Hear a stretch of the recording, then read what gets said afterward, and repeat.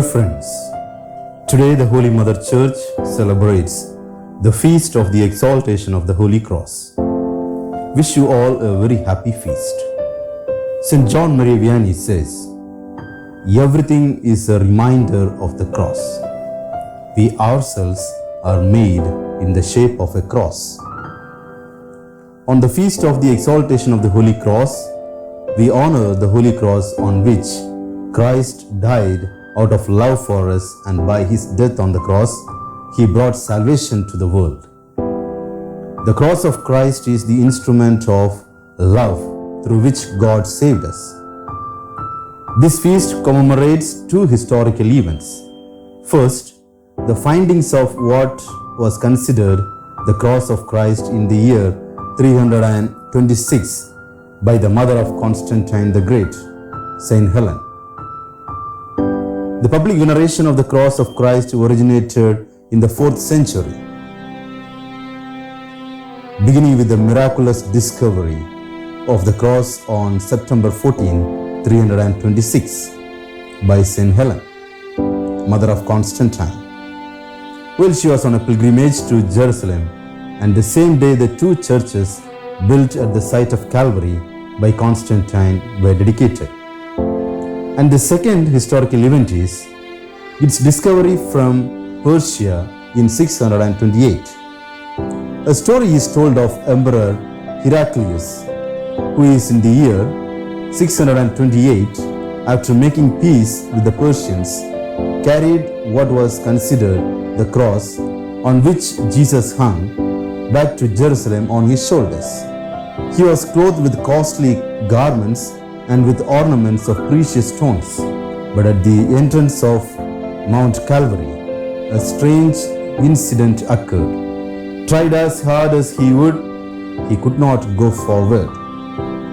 Zacharias, the bishop of Jerusalem, then said to the astonished monarch, "Consider, O emperor, that with these triumphal ornaments you are far from resembling Jesus carrying his cross."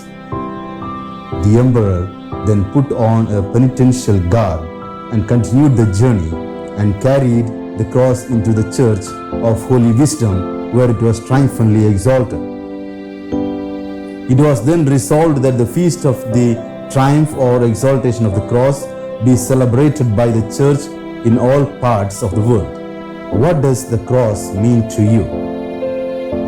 For Jews, the cross was a symbol of oppression and death, because the ancient Romans used to execute most of their criminals by hanging them on the cross. But the cross took a new meaning after the death of Jesus on it. Today, the cross is the most familiar and widely recognized symbol of the Christian faith. It is loved and respected by millions of people. It is found on paintings, statues, jewelry, and so on. It is placed on the top of buildings as a reminder of the presence of Christians. Even some people wear one around their neck as a declaration of their faith in Jesus Christ. The Catholic cross is a crucifix with Jesus' crucified body on it to remind us of his suffering. The cross is also manifested in physical gestures. We begin and end our prayers with the sign of the cross. Some of us make the sign of the cross when getting up in the morning, before leaving the house for work, before driving, when passing a church or a cemetery, upon entering a church, after receiving communion, and in times of trouble or fear or temptation. We make sign of the cross. Just before the reading of the Gospel at Holy Mass, we trace 3 small crosses with the right thumb, one on the forehead, one on the lips, and one on the heart. Another sign is the large sign made by bishops and priests when blessing persons or religious objects. We are people of the cross. We recognize it as the greatest sign of the greatest sacrifice, the greatest love the world has ever known or will know. We are people of the cross. It seems strange to the world that we celebrate a cross, an instrument of death. But this is the great mystery of the cross. Christ changed that instrument of torture into a source of life. That is what Christians celebrate. We are part of it and it is a part of us. We are people of the cross. It all began at the start of our lives before we could even speak or think for ourselves. When we were brought to the church to be baptized as babies, the priest or deacon marked our foreheads with the sign of the cross. Our parents and godparents did the same. We were claimed for Christ. We already began to share in His death and resurrection. When we got older, we began to dip our fingers into the font and cross ourselves, reliving our baptism every time we come into church. Throughout our lives, we make the sign of the cross when we pray. In moments of conflict, anxiety, fear, or loss, we look to the cross. We look to in times of joy and gratitude. 2000 years ago, the wood of the cross became a tree of life.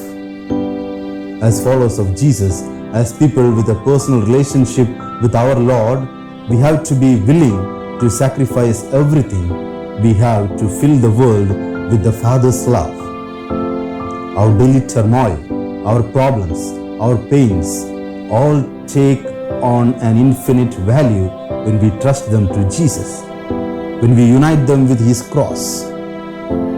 God did not tell us that we have to be successful in life, but He did tell us that we have to be faithful. And being faithful means to carry the cross that our Lord asks us to carry.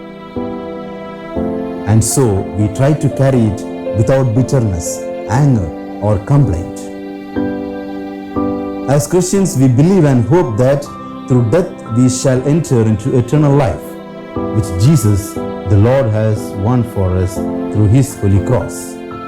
The cross of Christ is our hope and salvation. What does the holy cross mean to me today? During this pandemic period, do I look at the cross for my healing? Do I look at the cross for healing the world? Let us reflect. Let us pray. Lord Jesus, teach us to accept our sufferings, uniting them to your cross. Amen.